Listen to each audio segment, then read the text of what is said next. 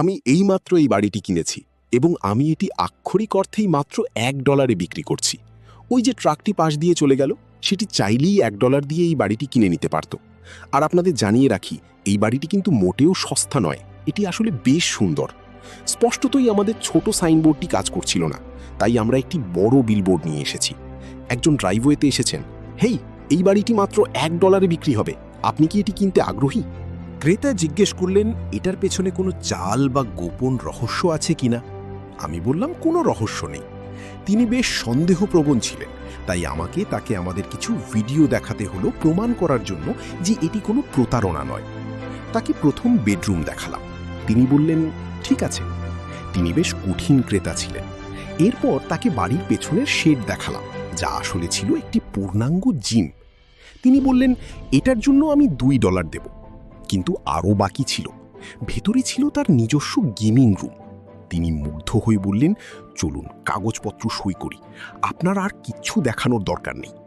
তিনি ব্রিফকেসে $1 জমা দিলেন এবং বাড়ির মালিক হলেন। তিনি বিশ্বাসই করতে পারছিলেন না যে মাত্র $1 একটি বাড়ি কিনলেন। দ্বিতীয় বাড়িটি ছিল আসলে দুটি বাড়ির সংমিশ্রণ।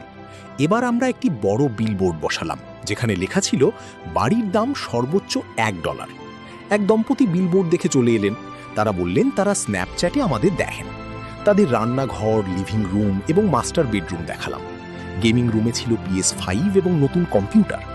সবচেয়ে মজার উপহার ছিল সারা জীবনের জন্য টয়লেট পেপারের স্টক। এছাড়া একটি ব্যাগে করে প্রচুর নগদ টাকাও তাদের দেওয়া হলো। যারা বাড়িটি কিনতে এসে পাননি, তাদেরও আমরা খালি হাতে ফেরাইনি, টাকার ব্যাগ দিয়ে বিদায় করেছি। তৃতীয় বাড়িটি আমরা কাউকে দান করার সিদ্ধান্ত নিলাম। আমাদের একজন বন্ধু আছে যে বারবার হাসপাতালে ভর্তি হচ্ছে, তার জন্য এটি দারুণ হবে। এর মাঝে আমরা একটি চ্যালেঞ্জ দিলাম, যে সবার আগে ব্রিফকেসে $1 এবং 100টি পেনি বা পয়সা জোগাড় করে আনতে পারবে, সেই বাড়িটি জিতবে। ব্র্যাডি শহরের মানুষের কাছ থেকে পেনি চেয়ে নিয়ে চ্যালেঞ্জটি জিতে নিলেন। তার নতুন বাড়িতে ছিল বিশাল বেডরুম, ফায়ারপ্লেস এবং নিজস্ব মুভি থিয়েটার রুম। ব্র্যাডি তার নতুন বাড়ি দেখে অভিভূত হয়ে গেলেন। সবশেষে টড তার বন্ধু ফেলিশিয়ার জন্য বাড়িটি প্রস্তুত করলেন। তিনি সেখানে 7-8টি টিভি, একটি ইনডোর গ্রিল এবং প্রচুর কফি রাখলেন, কারণ ফেলিশিয়া কফি পছন্দ করেন। ফেলিশিয়া যখন এলেন, তাকে জানানো হলো এই বাড়ি এবং এর ভেতরের সবকিছু এখন তার। তিনি বিশ্বাসই করতে পারছিলেন না এবং কান্নায় ভেঙে পড়লেন। তাকে একটি নতুন গাড়িও উপহার দেওয়া হলো।